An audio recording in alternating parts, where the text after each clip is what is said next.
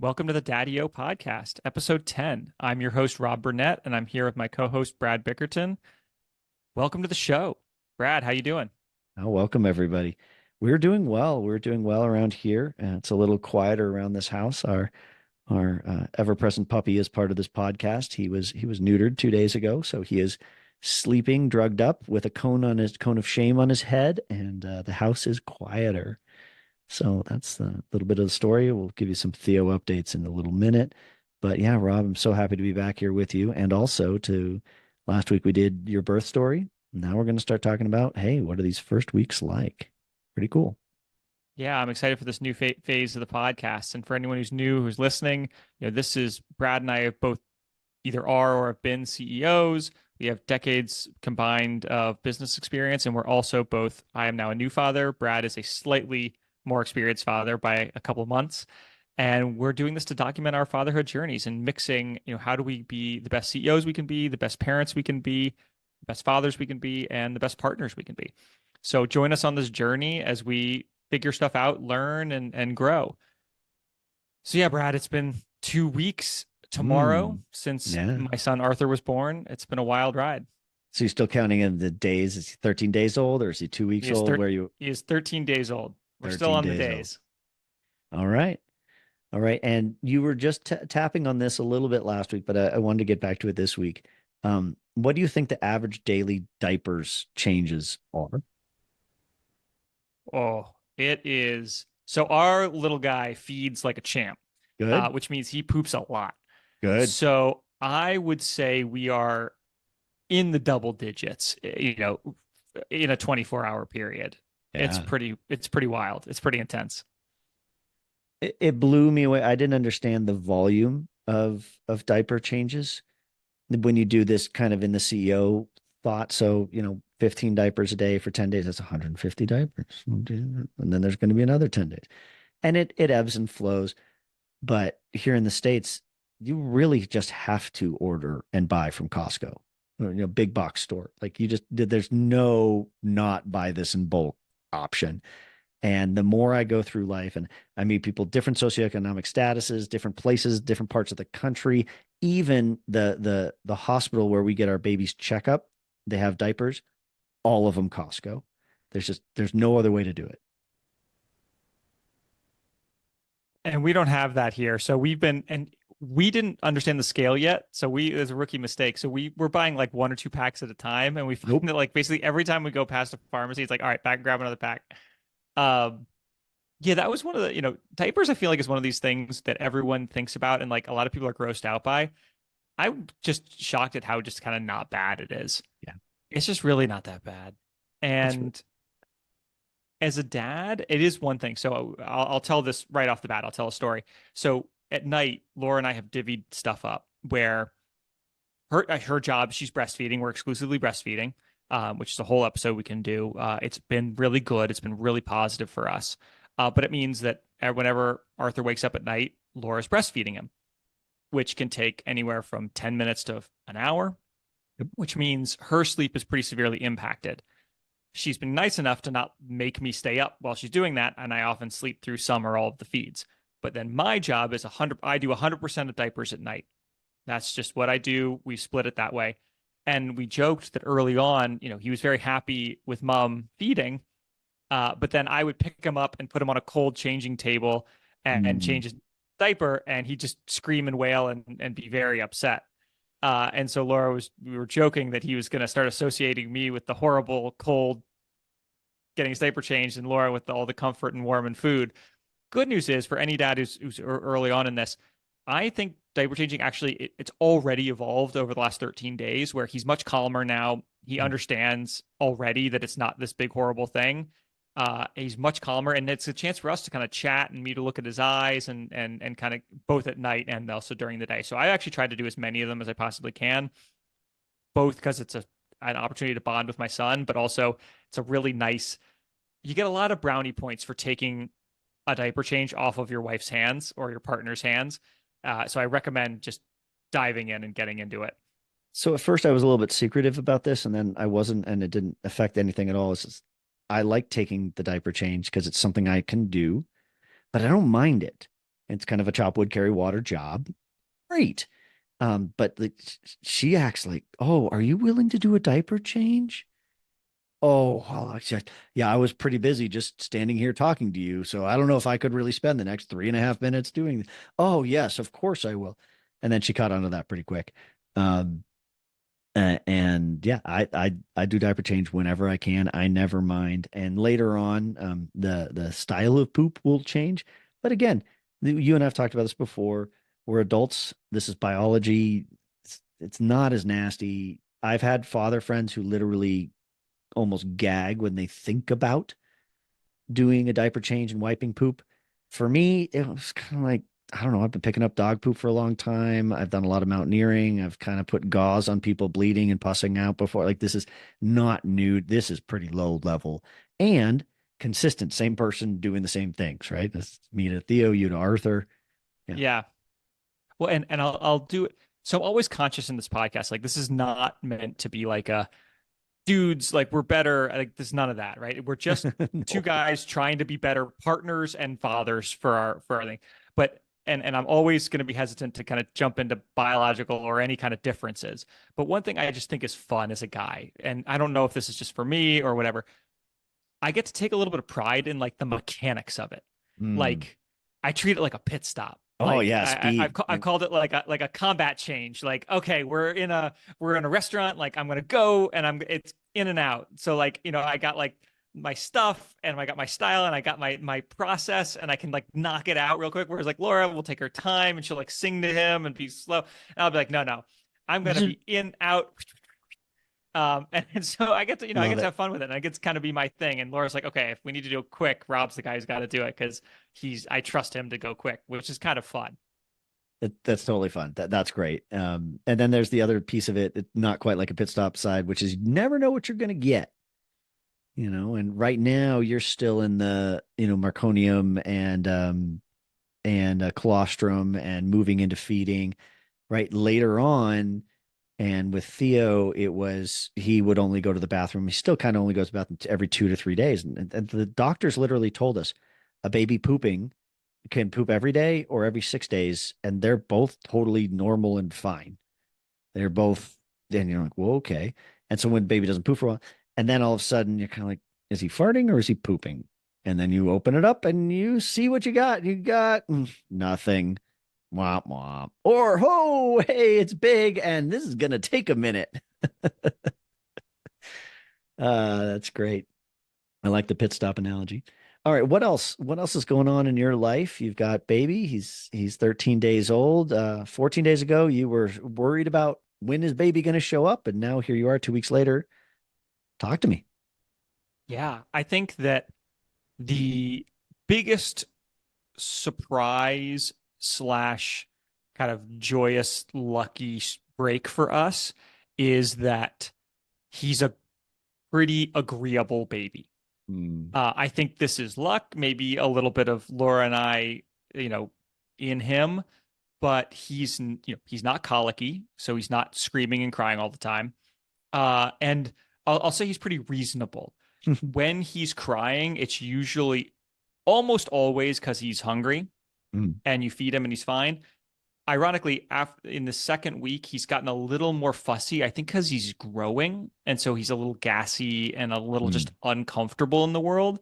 But we've yet to have, knock on wood, there's plenty of time for it, but we've yet to have a big meltdown or crying through the night or any of that stuff that we had kind of been mentally gearing ourselves up for.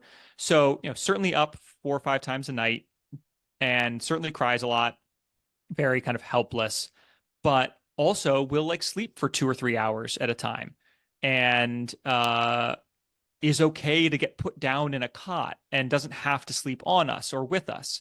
So a lot of those things have made our lives a lot easier over the last 2 weeks than we otherwise anticipated. So that's been really, I think, probably a mostly lucky break in the hand we were dealt with the child we were dealt. I have similar stories on this, and it's lovely. And I don't really know that I've ever heard anyone talk about regular hard babies. I don't like the word easy, as you know. Regular hard babies. I mean, it's still hard, but I remember Theo's day one, moment one through today. He's 7 months old yesterday. He's looking for things to be interesting, fun, cool, and he's confused when they're not. Yeah, he gets cranky when it's ready to go to sleep or needs something, needs food. Sometimes he just needs to be held, but he's not looking to rage. And you hear these stories, and I just kind of thought that that's what kids were like. They were just tough. And it turns out mostly not, mostly happy, and they have some needs and solve those, and you're good. Well, cool. I'll give you a little update on Theo, and then maybe we go to the B block. Yeah, let's do it. So 13 days ago, when Arthur was born, Theo was not mobile. Maybe he really wanted things that were out of his reach, but he couldn't get them.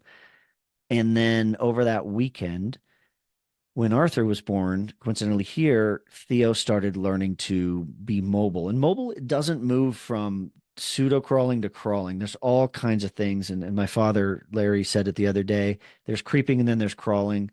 And I was like, okay, creeping maybe is it. And there's a lot of versions of it. And for him, it's kind of he leans down, he goes from a sitting position to kind of a push-up plank position, back to a sitting position, but magically he's 4 inches further in that exchange. And then he does that more. And for him, his rest position is sitting position. He's tired, or he's confused, or doesn't know where he's going, or he's distracted. His rest position is getting back to sitting. And then in this last 10 days, he is now doing pseudo crawl. Sometimes people call it army crawl. And so it's wild here in the house. And my father alarm bells for the stairs are everywhere. And my little anecdote about that was I was 8 or 9 years old when my half brother Scott was born. And I was supposed to be watching him, but I was watching TV as well. And then I heard him crying, and there was a single step in my father's house from one floor to another. I didn't think he could move. I didn't think my brother Scott could move. So I thought my job was just to listen for him, not realizing that he could move. And maybe he couldn't have. Maybe that was the first time he ever crawled. That was indelibly linked into my mind.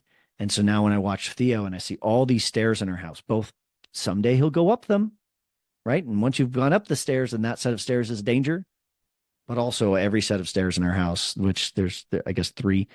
Yeah, I am super, super duper on alert. Even if he's 30 feet away and have to go around a wall to get there, my dad alarms. Like, baby is free. He's open. Oh my God, there's a gate. Oh, he's going to fall. Run, put the gate up. One of my favorite things right now in these first 2 weeks when he's completely immobile is I can just like put him down somewhere and be like, stay. And he's not going to move. So I can like, Yep.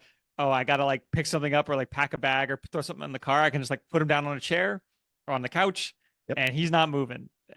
And, it's great. And I know that day when my days are numbered with that, but Yeah. And I I'm love a it right little ahead now. of you. And a lot of people that I talk to, other dads that I chat about with this, oh, it's such a great time before they're mobile. And maybe there's some terrorist times coming, but right now it's just really fun because he truly is moving. It's almost an expression of joy. It's something he wants to do. And I would love to someday have us interview someone who talks about this drive that's within children to do stuff. I get the drive to eat, and I get the drive to my diapers dirty. I get the reason to cry for that. But the reason that Theo looks across the room and sees something interesting and then tries to figure out how his body can do the right form of actions so that he can get there and touch it and put it in his mouth, that to me is that where does that drive come from? Because there's nothing there, and then that's part of us, and we can get into some of the philosophy of that later. But yeah, so Theo is not 100% mobile, but act as if he's 100% mobile is the right way to Let, go.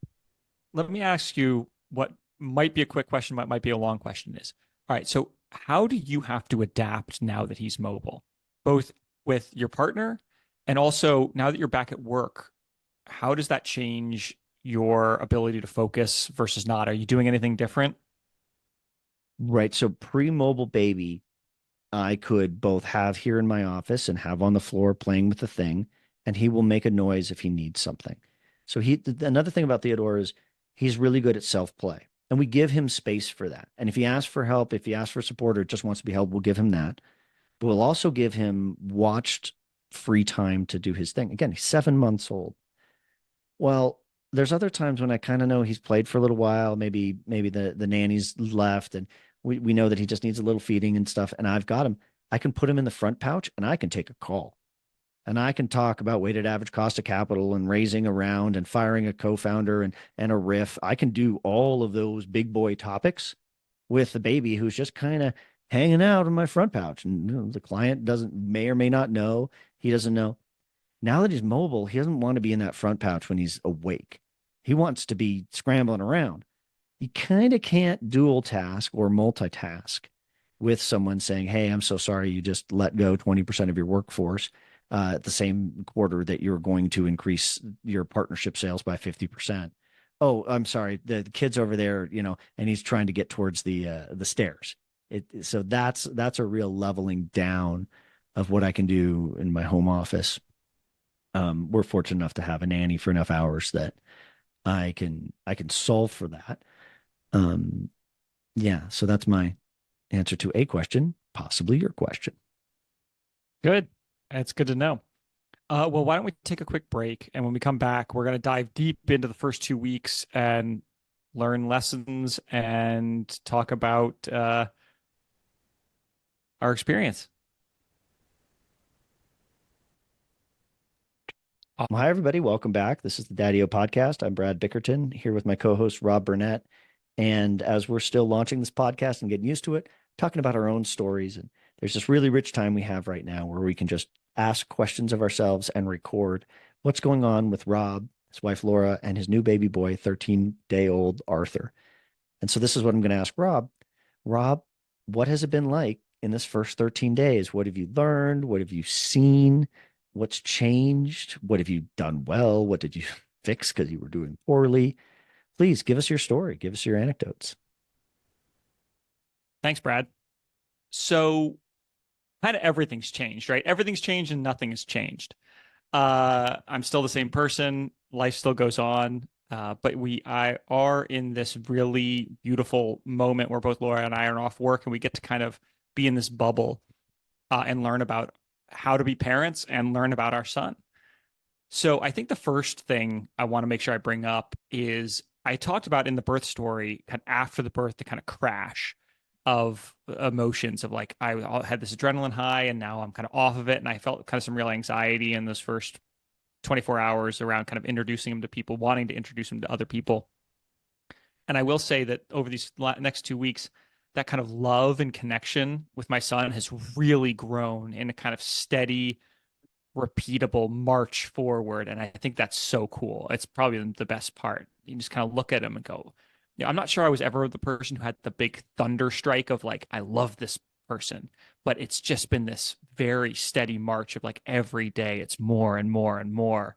And every time I look at him and interact with him, it's more and more and more. And that's been just absolutely beautiful. And I can't even really do it justice, but that's been the overwhelming emotion and experience of the last 2 weeks, which has been great. And so again, I want to share this in the sake of for the sake of being open, and because hopefully our listeners are going through similar things, and hopefully they want them to feel alone. But I do want to dive into the specifics. But that's the kind of overarching emotion. And just to, again, for the listeners' sake, this has been a slower process for me. I've liked him the whole time and thought it was great, but it wasn't a thunderstrike. I wasn't thunderstruck, and it's taken its time, and yet every day it still grows for me. So it's just different ways, and I'm not ashamed or don't have a problem with it because I love my son and I love him more every day. But it's just a different cadence or a different version than you. But yes, also please dive into the first couple weeks. Go on. So I think that the thing that I was most worried about, and I think a lot of people worry about, is sleep. And so I wanted to kind of talk about that first. We've been, as I mentioned in the beginning of this podcast, we've been blessed with a pretty good sleeper from the gun. We often get 2 hour, maybe even 3 hour chunks of time where he is asleep and we can sleep as well. And that's pretty incredible. And it's been really great. The one maybe piece of advice, or the thing that has maybe not advice, here's what has worked well for us. And it's worked well slightly because our child's been cooperative. But what's worked really well for us is Laura and I have never been afraid to go to bed early. Mm, And what we found is that getting in bed at like 7:30 or 8 o'clock, now that we're both off work, right, in this early days, sure. and basically kind of we'll read, mostly we try to read either to each other out loud so he can listen, even though it's adult books, or we'll watch some TV if we're feeling a little less kind of good about ourselves. Um, but what we found is that basically he can fall asleep and we can essentially turn off the light and try and fall asleep right away. And then we don't typically get out of bed until 8 or 9 a.m. the next morning. So Mm, when you talk about 8 to 8, that's like 12 hours in bed. And if you're up for 4 hours of the night, changing diapers, feeding, you're still getting 8 hours of sleep. And we're lucky that we're good with going to bed early. Like I could fall asleep at 8 o'clock in the evening, no problem. And that's worked out really well for me. So almost somewhat embarrassingly, I use a Whoop, a sleep tracker. I'm consistently hitting my sleep goals in these first two that's weeks, great. which is like I don't even, it's so ridiculous that I'm almost like ashamed to say it because it's just not what you're supposed to have happen. But I think that's what worked out well, right? Having really lucky on the kid side in terms of he actually does like to sleep, but also we've been very proactive about it's 7:30, let's just get in bed Yep. So there and was let's go a to sleep. in the is it Rich Roll podcast? He had a chopped up one of his best of for the year on health things, and one of the anecdotes that came out from one of the experts was you can go 2, 3 days, 4, 5 days without food without really any problems, and you can go 30 days without any health problems. And water, it's a third of that, right? You can go a day without water, and you'll be fine. You cannot go a single day without sleep, and yet it's the thing we sacrifice first and the most.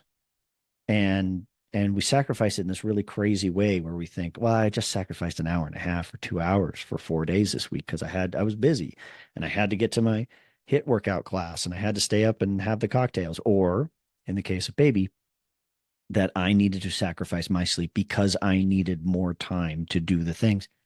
The answer is to get rid of things so you have more time to sleep. So that's the first half of what I heard. The second is there's Theories of Sleep and Why We Sleep is a really good book.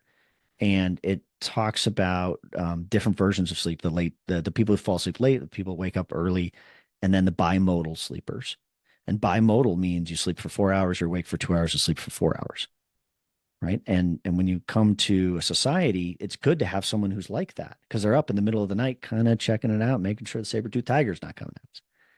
We're all capable of going to bed early, waking up late, going to bed early, waking up early, going to bed late, waking up late, and we're all capable of bimodal sleeping. We just all have our own preference.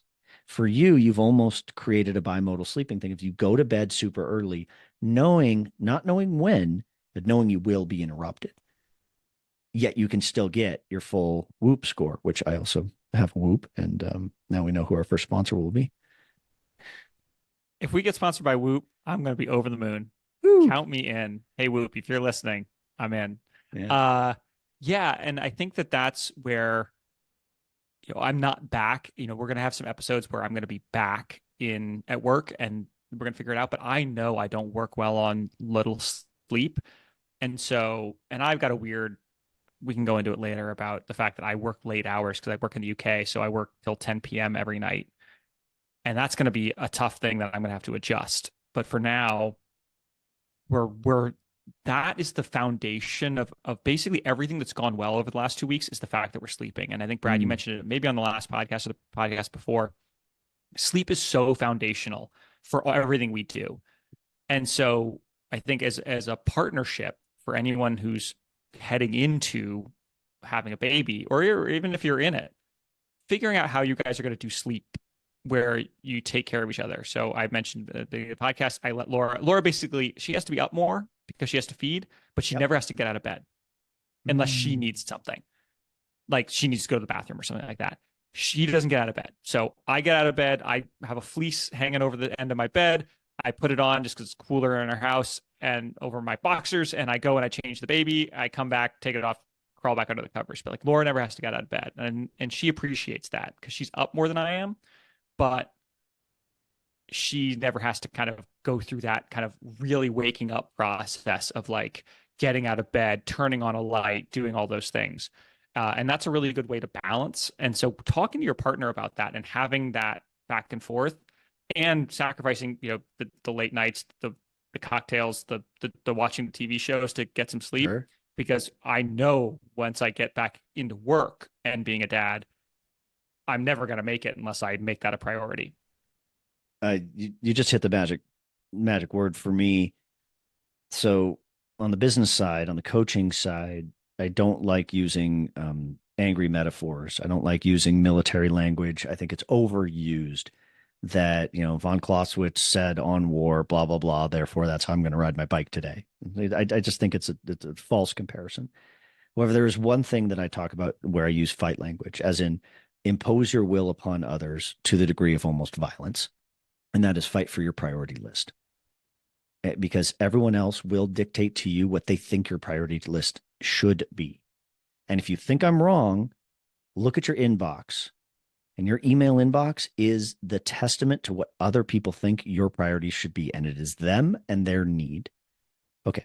So that's my little soapbox part, but use the word priority. In this case, prioritizing the family unit through sleep being the priority of the family unit is more likely to lead to good results than the other way around, having no priorities and just trying to stick it out, gut it out, see what the baby's going to do, see what mom's going to do, see what I'm going to do, and just hope for the best and then just suffer. No, just take a second to say, if you decide that your priority is worth fighting for and your priority is sleep, because sleep matters, everything else just becomes dimmer. Well, and also, I see you've got a buddy there. Yeah, I've got a golden retriever with his cone of shame, and he's looking at me saying it would be nice if we could go outside and play. But unfortunately, buddy, you've got another 10 days of not being able to lick yourself. And it's very sad. That is very sad. But I'm going to take this one step deeper, which is because there's strategy and tactics, right? Mm-hmm. And sleep can be a strategy where sleep is my priority. I want that to be what I want. But also, you might not care about sleep. I care a ton about sleep, but you might be sitting there going, I don't really care. I don't mind living off of 5 hours of sleep or whatever. Or you just don't care. It's not your thing. I'd rather be up. I think a priority for anyone, and I'll impose my opinion here, is a priority for anyone here over these first couple of months of parenting should also be your partner.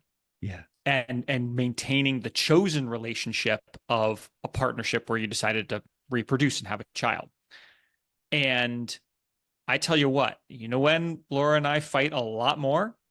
When we're tired. Always. And so if your priority doesn't have to be sleep, but if your priority is, I want to come out of this very trying time with a really strong partnership, or I want to spend good time with my kid, or I want to be ready to go back to work, sleep inevitably is going to be like the number one tactic for any of those other priorities. And so you got to figure it out. Just know that anything else you want to accomplish here, step one is going to be sleep. And I have it way easier than a lot of people. A lot of some people who listen to this are going to have a child who's going to scream all night. And that's an entirely different level of organization and partnership with your co-parent, whoever they are, because you're going to have to have some tough conversations about how do you both survive this moment. But in the end, this is the survival tool. And I like that you talked about sleep as a strategy, not as a tactic. And I think that's where people go wrong, is they think that the way I sleep every day, so then that's a tactical thing that I do. You don't win on tactics. Tactics help you and move you, but having a sleep strategy in your life, and then of course now it's the you, me, and we with your partner. That's super, super important and good. And I have a golden retriever running in circles, and he is also part of our sleep strategy, which is a whole nother thing because we've talked about him before. But I want to move on a little bit more. I know you have a couple more things to say about what you've learned in the last couple of weeks. So sleep, huge priority. Huge. You, Laura, conversation about it. What else have you been doing? So yeah, the next thing, and I will say that I took this from a book that I'll put in the notes called Bringing Up Bebe. It's about an American woman in Paris learning how the French parent. And one tactic she uses or strategy she uses that I've adopted is this idea of kind of the pause or observation. So when a baby is screaming, all you want to do is like scoop them up and figure out what's wrong with them. And I found that taking a minute from the very start to like look at my child and say like, okay, he's crying. What do I see? Is he twisting? Is Mm. his hand in his mouth? Is he rooting? So is he swinging his head back and forth? Is he kicking his legs? I've tried to from the start be very observant. And I think that's already paying dividends. So I'm already starting to figure out like, oh, that looks like he's working on some gas. Oh, he's very clearly hungry with that. And also sometimes children just, especially the really young ones, they'll just cry for like 30 seconds to a minute, or not even really cry. They'll kind of make a lot of noises Hmm. and then they'll just stop and they'll go right back to where they were. And if you scoop them up or really interrupt them every time they do that and you really react, you can, you're not learning them and they're not learning themselves. And so that's been a really nice thing that I'm glad I read about it because now I'm really trying to practice it. Is this, understanding trying to understand my son and his underlying motivation for being whiny. He's a 13-day-old. He's not strategizing. He's not scheming against me. He's not trying to manipulate me. But it is good to try to understand where those noises are coming from because, like on a practical level, one time I was like, I think that's gas. Mm. And I avoided getting pooped on because I waited just a little longer to change the diaper. And the result was, while he was on the table, he pooped in the diaper, the old dirty diaper, and I didn't have it open, which I would have had like 30 seconds later if I hadn't like taken a minute to be like, Yep. let me see what's going on here. That's success. It's a success. It's huge. Well, as you know, when I do leadership training, which is either the first session with an executive coaching, or sometimes this is all I do, right? I just do a quick leadership training. The very first thing that I teach people or determine if they have capacity for is observational skills.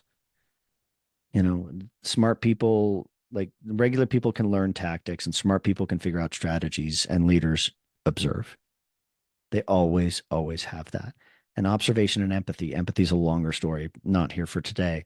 But observation skills is the first, because if they can't do it, if you can't teach a person to sit quietly in a room and watch what's going on, then you're not going to get to the next level skills. So I love that you're already bringing that into your fatherhood journey, and I'm sure you bring it in actively in your CEO journey. And it's something that I have found to be sine qua non, without which not. Don't even get started. If you're like, no, I don't like observing things, I just do stuff because I'm smart. Great. Don't be a CEO. Maybe be a Exactly. father. Totally Maybe. fine. Yeah. But don't be a CEO. Cool. Cool. Keep rolling. Yeah, tell us what you're Yeah. seeing, learning, and observing. So here's the next thing that's been very clear to me, right? Is let's be clear, as fathers, we don't have boobs. And so uh now some of you will go down a journey where you're bottle feeding and the Yeah. feeding can be much more split, but we're on a journey of we're going to try to exclusively breastfeed for as long as possible. Laura's currently not even pumping. We're not even using a bottle with breast milk. But what that means is that there's a trap here because the number one comforting thing for our child is being fed. And what it means is that I cannot do that right now, and I won't be able to do it for months. And so it's really tempting to just hand him off to mom anytime he's crying. And I think this is a trap that a lot of fathers end up falling into, which is I'm only off for 2 weeks anyway. Most dads most dads in America probably only get 2 weeks. Maybe you're lucky you get a little longer. Maybe you get less. And I'm sorry if that's the case. It seems criminal. But I'm coming up on 2 weeks right now. I can't imagine going back to work tomorrow. But if I had to, I know if I had to, and I leaned into Laura being the primary caregiver because she's got the food source, it would be very easy for me to slip into a very secondary role. Yeah. And I think this is a trap for two reasons. One is I think there's a ton of joy in being an active parent. And I've loved, one of the big successes for this week was like Laura needed a nap. And I managed to get Arthur to I got him through like two whining sessions and I eked out like another 45 minutes of him being quiet before he needed a feed because I observed and I said, okay, I tried things. Oh, you know what really works for him? Cranking up music on my iPhone and putting it like pretty close to his head and it calms him right down. He jams out and it's great. And he gets very serene with like loud, like 2000s music from my high school years. Like he loves it. Or like rocking or this kind of pat, this hold, this thing, getting good at that stuff has been really useful. But then second, I just know that there's a trap laying ahead for parents, which is, all right, mom's usually off for longer. Mom's the food source. And to be fair, or not even, mom does it to herself, at least in our relationship, where like Laura wants to be very active in taking care of him, wants to hold him a lot, things like that. And it'd be very easy as a dad to kind of take a step back and be like, okay, mom, you feed him. Oh, you want to hold him anyway, you hold him. And before you know it, you talk about a year later, dad doesn't even know how to comfort his child, take care of things. And so then you inevitably end up in this place where, I think a lot of couples feel like they end up, which is mom feels like she has to do everything. And dad feels like he can't do anything because he can't do anything right because he never learned how to do it. And so this is my kind of, I don't know, plea slash coaching to any dad listening is like, be proactive about Yep. coaching yourself and learning because you will lose, once we go, if we have to go back to work, which we usually do because this is the way things usually are, and we're usually going back before our partners who are the moms, you could really de-skill in this stuff very quickly, especially because your kid is changing so fast. He reacts to things differently from 2 days ago that he does today. And I just can see how all of this can lead to then what I talked about earlier, which is how your chosen partner is such an important relationship. It can lead to, I can see how it could lead to resentment because you don't feel like you could do anything right. And they don't feel like you can do anything right, but they feel like they've got to do everything for you. So that's a long rant, but I'm 13 days into my fatherhood journey, but it's so blaringly obvious to me that like I need to be super proactive at building skills to take care of my son that are unique and separate from my partners so that I have something to bring to the table in this relationship. There's a lot of complexity in what you said there. Overall, yes, you're good. And I love the framing of it's a trap. And by a trap, it's once you get into it, you get worse and worse into it. And so one of our jobs in fatherhood is to notice when we have drifted and how to get back. And there will always be an ego hit, a lot of times an apology, sometimes skill building. I don't know how to change a diaper. My son's now 6 months old. That kind of concept. It's like, oh, you have to start over then. The other thing is mom's going to be better at most stuff because she's doing it more or she's uniquely talented. She's doing the diapers more because she's just holding him more, right? Just the way it is, or because you're physically at work more. Okay. We don't have boobs. Great. We're not doing the feedings. Understood. There's another piece of this too, which is sometimes baby just wants mom. And we can put in different reasons for that. Okay. Those things, let them be true. Everything else, we're participants in. I don't do it more because, I have the time and the schedule. I don't do it more because I don't have boobs. I don't do it more because I'm not just mom. Great. Those are good excuses not to do as much. This is just the world we live in. But the world I want to live in is I am participating as much as I can in the stuff I can participate in. And the trap is I can't do some things, therefore I stop doing all things. That is absolutely a trap. The second trap that can come in, and I've heard this from other fathers, and it's just you're never going to be as good as mom. And so then you're being observed not being as good. Maybe you're being told you're not being as good, or you just feel guilty about doing something that you're not as good at. For me, there's certain clothes during the winter stuff that it just takes me longer to put on him, and he's going to squirm and scream and cry. When it's him and I alone, I will always do it and I will get through it. When we're here together, she doesn't like that I don't do it well. And sometimes I have to stand up and say, I know I'm not doing it as well as you. Please. And that's all I need to say, right? Like I need to acknowledge out loud that I am the inferior person in this. And that's okay because I'm never going to keep up with the changes if I'm not trying. And it's okay to be number two on the squad. It's not okay to drop off the squad because you weren't trying. Yeah. And, I just to build on that, one thing Laura and I we had this conversation in a separate way earlier on in our relationship around basically around household chores. Because like I would do the laundry or I'd fold it a certain way or I would do the dishes a certain way and she wouldn't like it because we're both adults who've lived our lives and gotten used to things a certain way. And I had to have a discussion with her. I was like, listen, you have two choices. You can either do everything yourself, which is only going to make you mad at me because you're going to feel like I'm not doing anything, Yeah.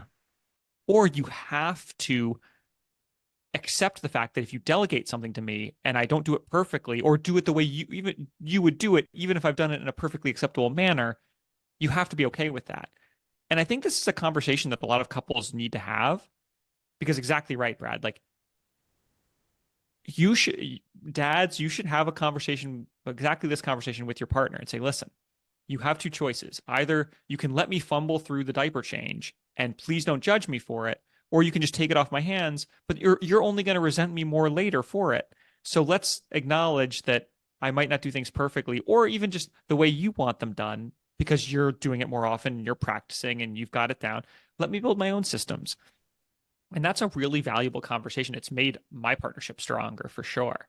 And we have to, and it's allowed us now by having had that conversation, it's allowed us to remind each other, like, hey, remember how I said that, like, if I order the groceries and they're not exactly the right ingredients that you wanted, you could have ordered them, but you don't want that job. Let me do it. Yeah, okay, fine. And we all acknowledge it. And yeah, So and there's this it's okay to song be. I heard a couple years ago, and I can't always get the words right. I think it goes like this: "Let it go, let it go."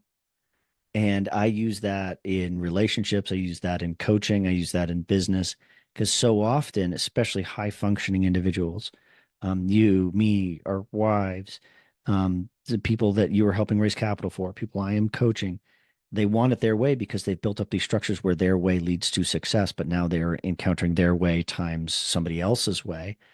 And the difference between them is minimal.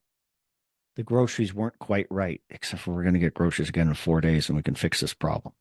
Like the worst case scenario is we get more groceries today or we wait 4 days and get the things you want. And so sometimes we just have to let it go. And this isn't to be a dude telling my partner, my wife, my love to let it go. This is about me letting it go. I need to let go, especially when I'm not good at something, to enter into that knowing I'm not going to be good at it, but it's worthwhile for me to try or be there. That's the let it go for me. And let me bring it back to a business anecdote, which I think will work well. Is so often, the people I've hired at Net Capital, a lot of them I used to do their job when, our company was 6 people and now we're 40 people. And I used to do a lot of their jobs. And if I may be slightly immodest for a second, I think I could do any one of their jobs better than they could. I just happen to think I'm quite good at what I do. But the company would never scale if I tried to do everything.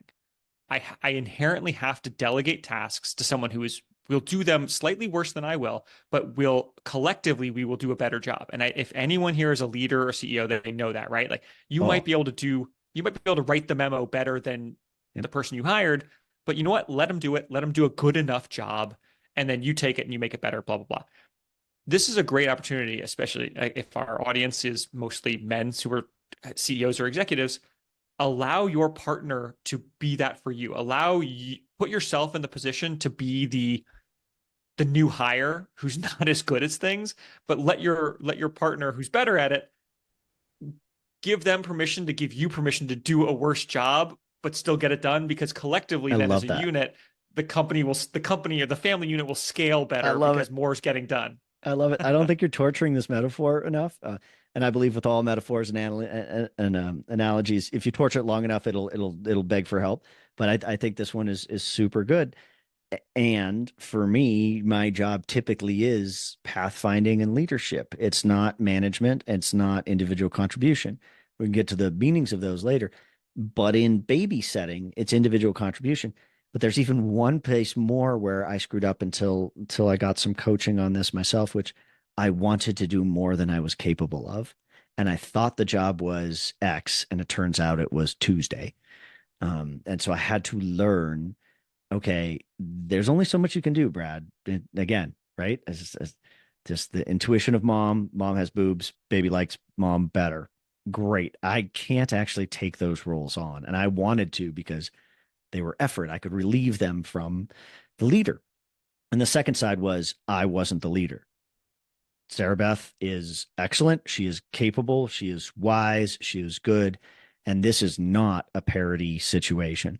This is go with mom's gut. And so our first podcasts were about me learning to not have an opinion until I've checked in with her gut. And sometimes it's wise from internet, from people we know. Sometimes it's from nowhere. The universe just gave her an idea. Sometimes it's an old story that is totally broken in her mind. But we're always going to start with her gut is the starting place.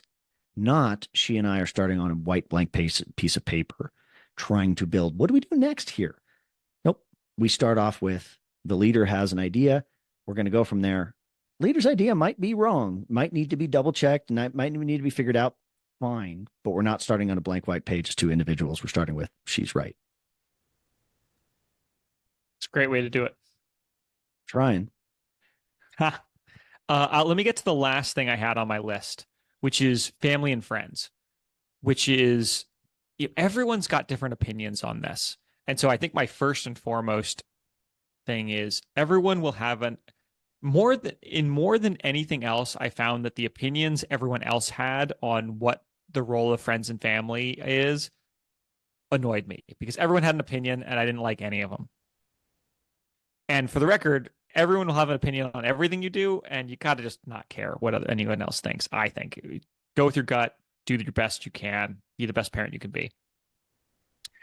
But everyone had an opinion on, so I'll say that everyone had an opinion on like who should be around when and for how long.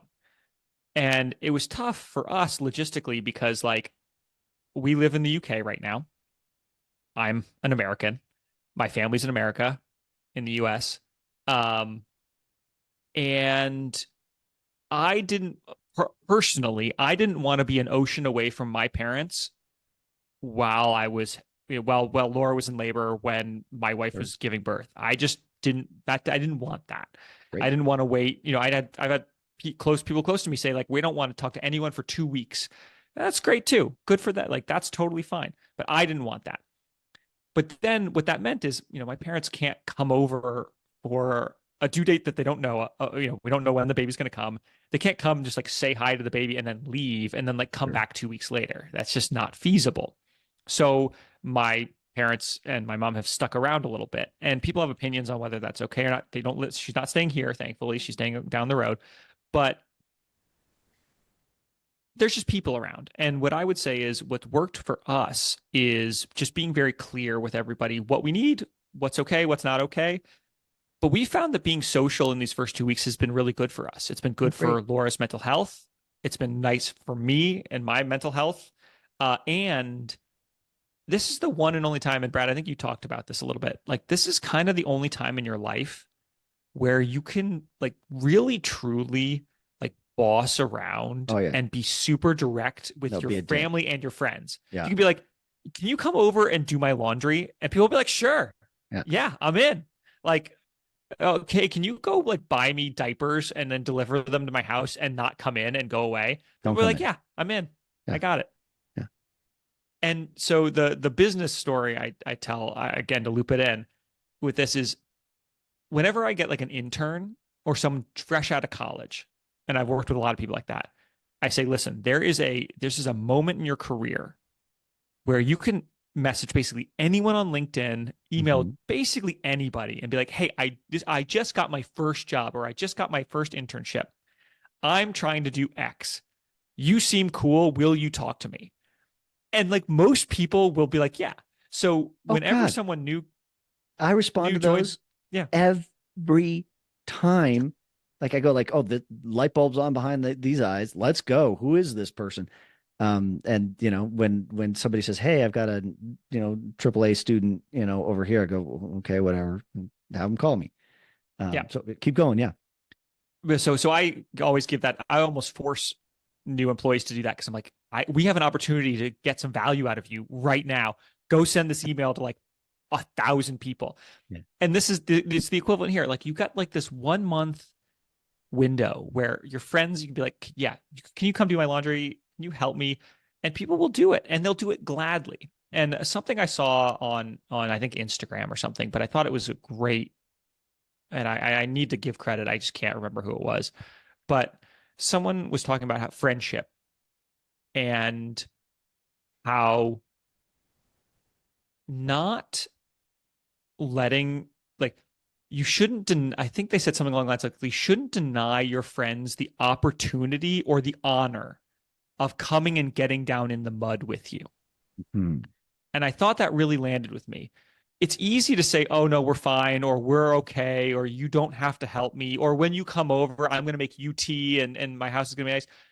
And I think that as friends, in particular as friends, but also as family, don't deny the people close to you the honor of helping you when you're down and getting into the mud with you.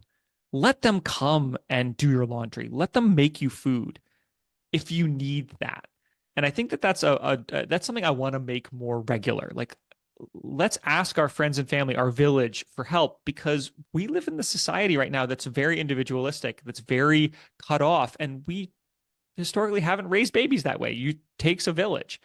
And so let's take our villages. And so that's been really useful for us in these first 2 weeks is we've really taken a lot of the load off and the pressure off because people have brought us food. People have come and just been social with us.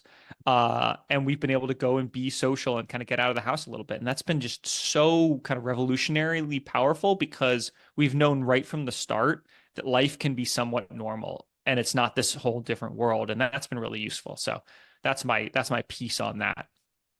It's a beautiful piece. And I have a couple friends who we refer to each other as chosen family. Um, and the way to look at it for me always is if they ask me to do this, how would I react? And if they asked me to do this, I'd be on a plane going over there and beating people up to get out of to get it be first in line. And why would I deny them the honor back to me? Because I am not speaking my voice of what I need or what I could even just use for help. And another part of this podcast that I love, it's an opportunity to grow a friendship. Then we didn't know each other that well starting this. We just knew each other a bit. It's a grow a friendship, but also talk about what friendship means. And fatherhood can be very lonely in an individualistic society, but being in charge, it's lonely at the top is something I talk to a lot of people about. And one of the reasons it's lonely at the top is because when you're at the top of an organization, you actually can't ask for help because no one fits within the line. They either don't know what they're doing or it's sacred truths that they shouldn't know, right? Because it'll change the effect or be wrong. To say it, right? Hey, I'm going to fire my co-founder. Who do you talk to in your organization about that? Hey, if we don't raise this much capital, the layoffs are going to go like this, and you're number two of the three-part waterfall.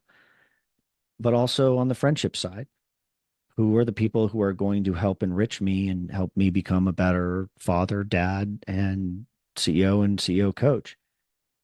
I cannot sequester myself from them and expect to get good results. Then it's just like hope is your strategy.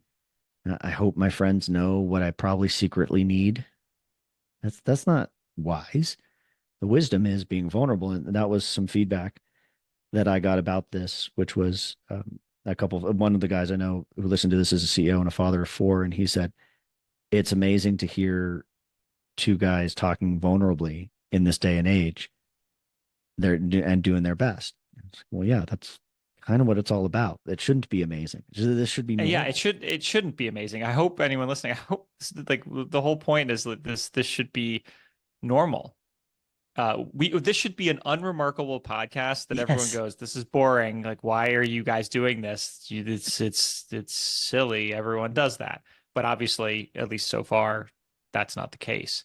And I do think that, Brad, you make a good point, which is for our chosen audience of kind of high performing executives who are becoming fathers, I do think it is a mindset shift, right? You're used to Mhm.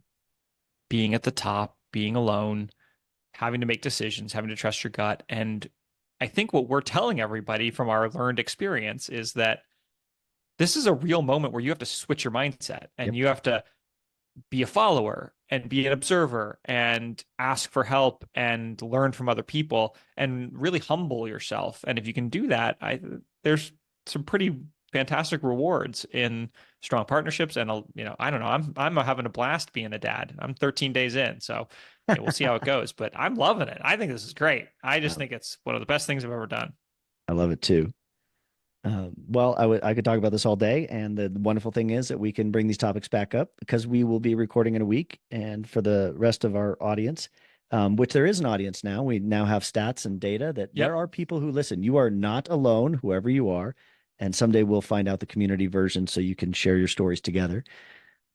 But we will continue doing this podcast, and we now have a weekly recording time and a weekly schedule for these coming out. And we're getting better. We've heard from a lot of you that technical acumen is what we need to grow on. So that's good. Some other things coming is we're going to start doing our first interviews in the coming weeks. And so those will be coming out sometime, hopefully in February, maybe in March, where we're going to start talking to fathers and CEOs of a variety of things, whether your kids are in college or whether your kids were just born, whether you're on your second marriage, whether you have five kids, whether you have one, whatever it is, we're going to start meeting and listening and talking to and just extracting beautiful, beautiful wisdom and anecdotes from the market. So we are not done yet. Episode 10, this one is kind of a big milestone for us. Someday I will say the same thing at episode 100. But on that note, let's move on to the last part of this show, which is where Rob and I just open the kimono and we share, what we did well and we're pretty kind of proud of it and what we failed at. So Rob, I'm going to hand it off to you first today. Dad wins, dad fails. Yeah. So full of wins. I just feel like, I've mentioned a couple of them on this podcast, but I think a couple highlights are actually, I'll say my biggest win, which is more a learning than a win, but I'm going to take it. We have a little sling for the baby, and we've gone on long, like hour plus walks with him in a sling, and it is just like the best thing in the whole world. It is a drug because he just curls up like on my chest, and he gets just like asleep, and he's taking these big deep breaths, and I can like feel him like just like in total comfort, like right there on my chest. And it is just like the best drug in the world. I just think it's the greatest thing. So that is just a huge win that he's in there and that we're out and we've actually gotten out of the house, all that stuff. My absolute favorite.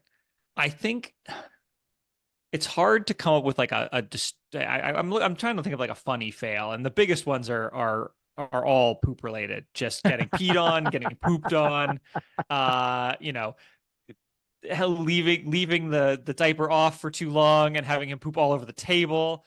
I mean, just so much. So I think that's probably my fails. Just all kinds of fails that way. Thankfully, no falls, no injuries, no illness so far. No, and a partner who still likes me at least a little bit. So I call that a win on the first 2 weeks. Brad, what about you? I love it.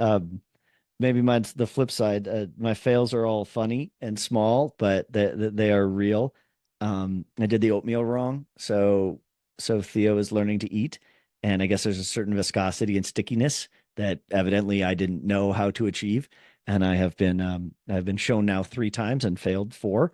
to make the proper stickiness of oatmeal. So that was a fail. Another fail, which it's kind of wrapped into a win, but I am actively trying to go to bed earlier, which resonates with what you said earlier. Um, and that's fine, but I'm falling asleep on my back and I am snoring. So I am getting the whack. And so I don't know exactly what to do with that.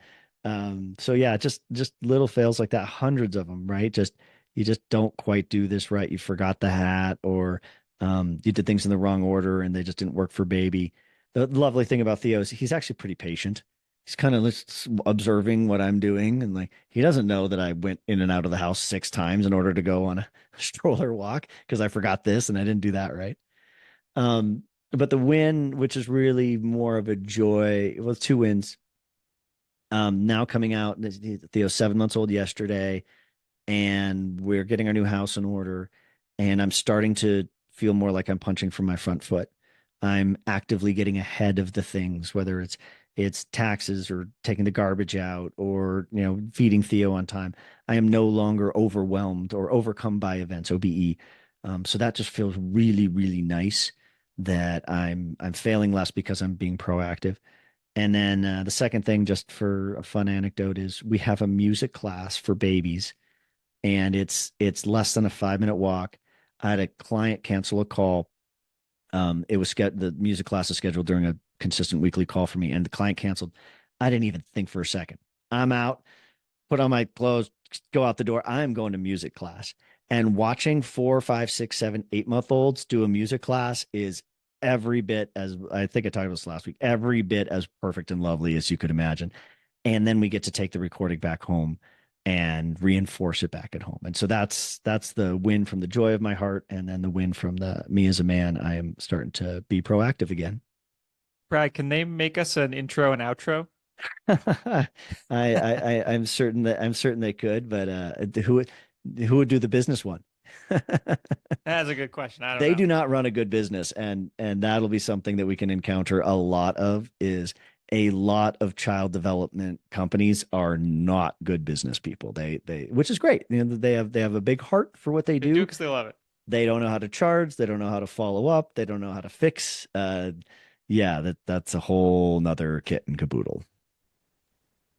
Well, Brad, thanks for being here. Thanks everyone for listening.